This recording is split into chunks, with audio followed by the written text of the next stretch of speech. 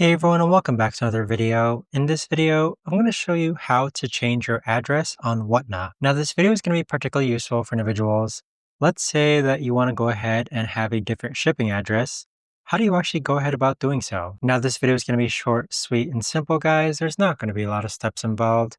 Now, in order to do this, what you're first going to do is log on to Whatnot. Next, click on an account on the bottom right hand corner. Now on this page here, you want to go ahead and click on addresses. And then this is where you have some blurred out information, but click on the plus icon and then enter your new address here.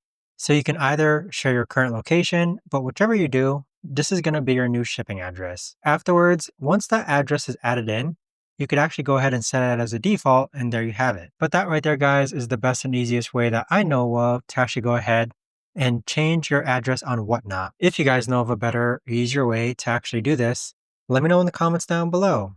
I would love to know. Thanks so much for watching everyone, and I'll see you guys all in the next video.